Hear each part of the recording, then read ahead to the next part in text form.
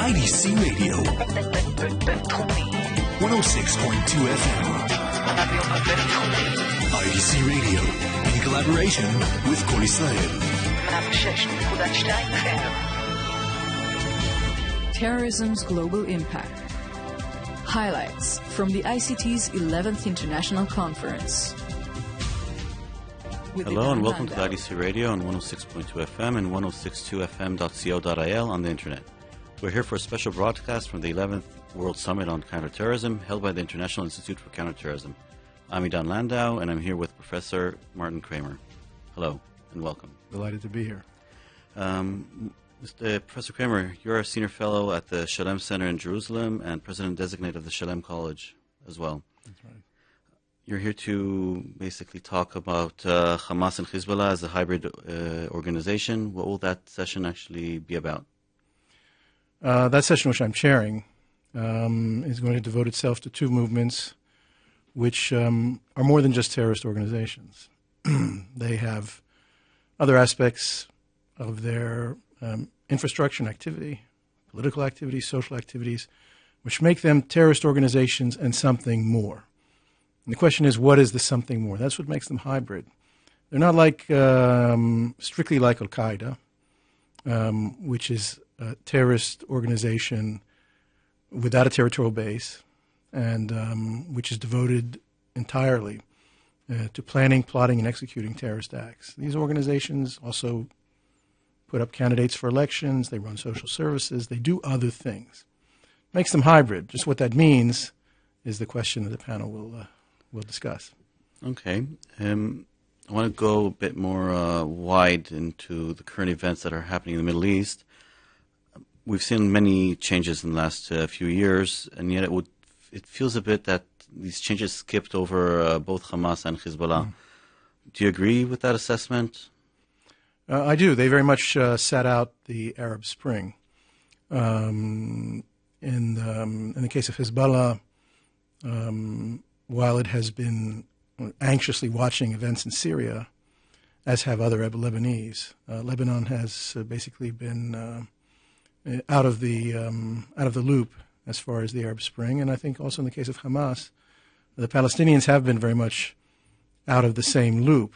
I think partly because of their own dynamics, partly because of measures that Israel has taken.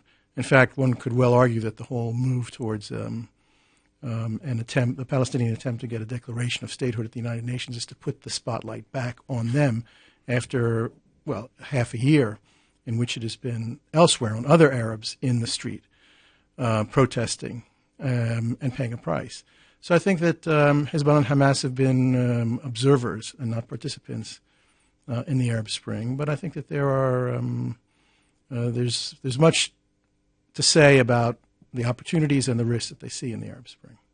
Hezbollah has been more vocal about support in the Arab Spring, especially in Libya, I think, and Egypt as well. And at some point, they did claim to have some kind of foothold in the whole process that was going on. Is that true? I mean, did Hamas or Hezbollah actually have any part in instigating the turmoil?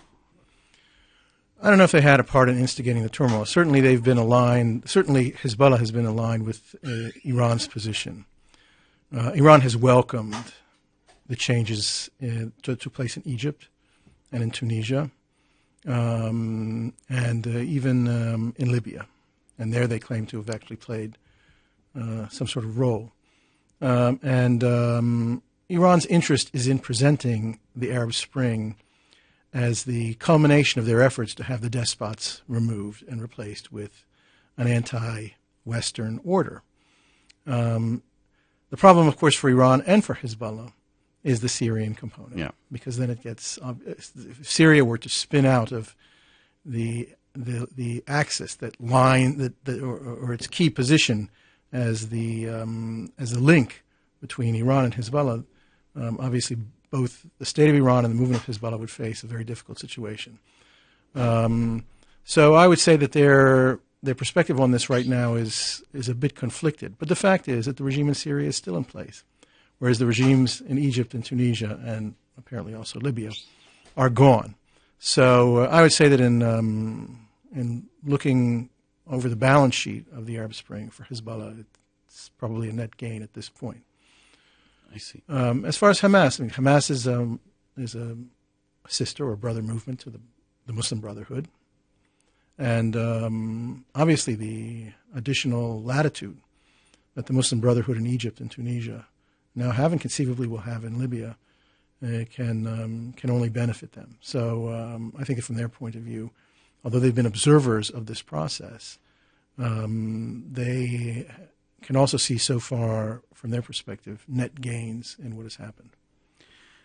If we look at the regimes around us as being unstable at some point, the leadership, and Hamas and Hezbollah both having a very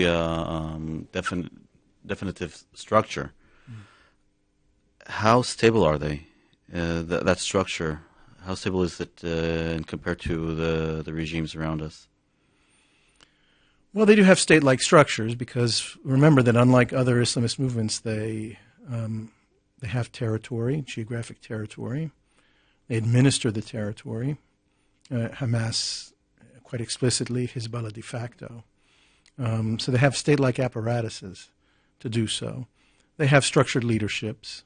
If the question is whether they are as vulnerable as, say, some of the regimes in the region, it's an interesting question. It's very hard to say. Certainly there is, both in Lebanon and in Gaza, Gaza being where Hamas holds sway, dissatisfaction with the performance of the two movements. But I would be hard-pressed to imagine in either scenario a movement from within of protest, such as we've seen in other Arab countries. I think it's partly because they're better at suppression. I think that also because they don't actually have formal state authority, they are not yet considered the regime, and they haven't been in power that long. Remember, I mean, if you look across North Africa, you have regimes which have been in power for decades. Yeah. Several generations have come to maturity under these regimes, and that creates a different dynamic than in a situation like Gaza, where Hamas has held sway for 4 or 5 years, and Hezbollah, where it's been very informal, and there's still a Lebanese government. So, I would not expect at this point in time for there to be an upsurge among, say, Lebanon Shiites or the population of Gaza against the regimes filling public squares and so forth against Hezbollah and Hamas. How reliant are they on their leaders? I mean, their leadership itself. If we look at the other countries, as you mentioned, that have been around for decades, the leadership or the supreme leader was the one that was basically controlled the environment. And in Hamas and Hezbollah, you also see, at least in Hezbollah, the leadership does have an important role. But how reliant is the organization on that leader to the extent that if he's removed, the organization collapses and disappears? Mm-hmm. Well, the main characteristic of the Arab regimes was the alliance between a leader and the military or in the security services. I think in both the case of Hezbollah and Hamas, you have alliances. In Hezbollah, it's the clerical establishment with the military wing. And in Hamas, it's the political leadership with a military wing. I suppose the difference between them and the Arab regimes is that the regimes are not, certainly in the case of Hamas, as personalized. I mean, Israel's eliminated a number of leaders of Hamas over the years, and new ones have come to the fore because there's, I think, a more collective or collegial leadership. And so people don't identify the Hamas regime with, say, Ismail Haniyeh, who was the prime minister. It is not as personalized. Hezbollah is another story. I mean, increasingly we've seen in recent years a cult develop around the personality of Hassan Nasrallah, so that it is more focused on the individual. But one must remember that in the past, too, Israel eliminated leaders of Hezbollah. There have been Hassan Nasrallah's predecessor was eliminated. And so I think in Lebanon, there's more of an identification of Hezbollah with the one leader. There, too, it's not nearly as deep as, say, the Egyptian regime was identified with Hosni Mubarak, or the Tunisian regime with Ben Ali, or Libya with Gaddafi. I mean, Gaddafi was ruled by Libya when I was a student. We're talking about over 40 years ago. So again, there aren't the layers of experience which would turn these movements into movements that are personally identified with the leader. By the way, we do have terrorist movements which are strongly identified with one leader. The PKK and Abdullah Öcalan is a clear identification. The movement and the man are one. And then in those movements you have a more cult-like adherence to the word of the leader. Remember, too, that in Hezbollah, where I said that there's more of a cult of the leader Nasrallah, even he, though, defers to Ayatollah Khamenei in Iran. He doesn't claim to be the leader. In fact, it's Khamenei who has the title of supreme leader, and to whom Nasrallah defers. So it's a bit of a different situation than it is with the Arab regimes. Okay, if we were to focus on Lebanon, Lebanon has been actually quite unstable for the past few years, with the regime changes, attempts to overthrow the government in 2008 by force. To what extent is Hezbollah actually calling the shots in Lebanon? Well, I think to a very large extent, Hezbollah has an effective veto over the Lebanese government. We see that manifest itself in the whole Hariri episode. This is not to say that Hezbollah calls all the shots, but an effective veto means that Lebanon cannot move forward, back, right, or left without Hezbollah's agreement. And this is because, not just because of Hezbollah's cohesiveness and its maneuverability, but also because the demographics are there. I mean, it's a sectarian country. The Shia have a demographic predominance in the country, and Hezbollah has a political predominance among the Shia. One might call it a kind of a shadow government in Lebanon, in which Hezbollah effectively can check any move by the Lebanese government, certainly a move that would take it away from the preferences of Hezbollah, Syria, and Iran. What would actually happen if Assad, if and when Assad's regime collapses? What will happen to Hezbollah, to Lebanon itself? Well, you're getting into the realm of predictions. It's very hard to tell what will happen, but one can anticipate the difficulties that Hezbollah would face. Remember that its principal supply line has been through Syria. Iran supplies Hezbollah via Syria. And Iranian-Syrian relations have been crucial for opening space for Hezbollah within Lebanon. And one of the things that certainly must disturb people in Hezbollah is to see that many of the demonstrations in Syria against the regime have also had slogans against Hezbollah. And we've seen time and again demonstrators carrying signs and shouting slogans against Iran and against Hezbollah, and portraying the Syrian regime as a tool in the hands of both. If that regime were to disappear, then Hezbollah and Iran would have to find some other way to maintain their intimate connection, especially if a regime in Damascus were intent on actively interfering and disrupting the connection. I think that the fact that Iran wants to become more active in the Mediterranean with its naval forces is maybe an indication of some contingency planning for just that scenario. We know that the Turks had intercepted an Iranian arms shipment by sea sent to Hezbollah. I would imagine that this is already sort of pre-positioning in the event that Syria spins out of the Iran-Syria-Hezbollah axis. So it could conceivably leave Hezbollah out on a limb, quite literally, out there in the far end of the Shiite world, at the very edge, without a connection. Iran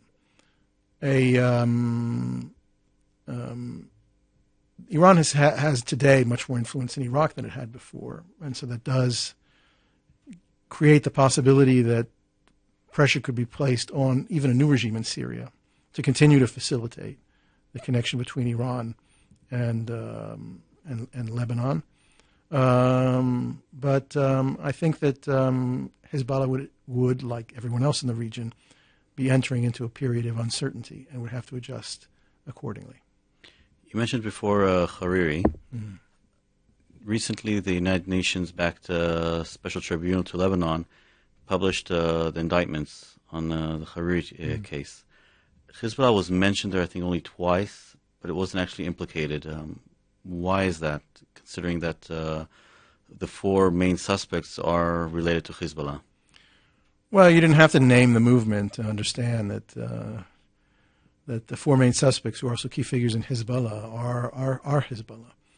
And that is why the movement and its leaders, especially Nasrallah, have been so vocal against the tribunal, calling it a tool of Israel and the West, a means by which to defame Hezbollah. I think it's pretty clear that the tribunal's findings point in the direction of Hezbollah, and this has created a problem for Hezbollah domestically. Because remember, Hezbollah's key message to the Lebanese public these past few years is that we are a Lebanese liberation movement. Pay no attention to Ayatollah Khamenei, pay no attention to the Islamic trappings. We are the defenders of Lebanon. And therefore, as defenders of Lebanon, we are also entitled to keep our militia. All the other militia have disbanded, but we, as defenders, are entitled to keep our arms, to keep our rockets, to keep our capabilities, because we're defending Lebanon. And here you have an accusation that this movement, which claims to defend Lebanon, killed the prime minister of the country. And it's a total contradiction. And so it puts them in a very problematic situation. So, of course, they're denying the findings of the tribunal. But some of the evidence is persuasive. Do you think it will have any effect on the organization, including the ensuing trial when it starts? Well, we'll see if there is ever arrests in a trial. I mean, this is again rather off on the horizon, if at all. But it's put them back on their heels, and they will be hard pressed to establish their Lebanese bona fides. If a large section of the Lebanese public actually comes to believe that they were responsible for killing Lebanon's prime minister. With all the unrest around Israel and the specific challenges that both Hamas and Hezbollah pose to face themselves, what are the chances of war actually breaking out between Israel and the two organizations? Well, again, you're getting into the realm of prediction. And you can answer yes and why not. For both sides. Let's say, first of all, what we've seen so far. The 2006 Lebanon war, problematic as it was from an organizational point of view and a strategic point of view from Israel's end, still had a deterrent effect on Hezbollah.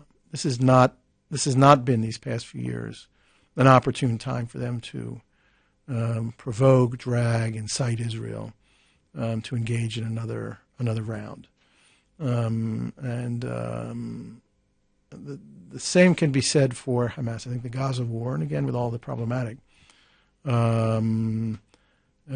has had a deterrent effect. And we saw, in fact, the way in which Hamas very quickly tried to put a damper on the tensions that arose from the terror act against Israel in near Eilat. So there are Israel is and these two movements are at the current moment in time in a situation where no side has an interest at this moment in escalation. But look, it's a very fluid dynamic around us. It's not impossible that Iran could egg on Hezbollah in a certain scenario. I don't think it's particularly in Iran's interest at this moment either. They're obviously looking ahead to the day when they will meet Hezbollah's capacities because their own nuclear project will be threatened by the United States or Israel, and that day has not come. In fact, if anything, Israel is saying that that moment has been delayed. But one could imagine scenarios, if one wants to be speculative, where the calculus could change. And one could imagine scenarios in which Hamas is egged on by the International Muslim Brotherhood or some other, some faction thereof which has an interest in escalation. Experts will always give you an analysis which is based on what they know and what seems to be the present trajectory. The problem in the Middle East is that what seems to be the trajectory today may not be the trajectory tomorrow, and other factors could change. So if we were just to plot out the current trajectory, unlikely to see such a war. But it was unlikely that we would see revolutions in Egypt and Tunisia, and they happened. So who knows? Okay. Thank you very much for joining us. Pleasure. And enjoy the rest of the conference. Thank you very much.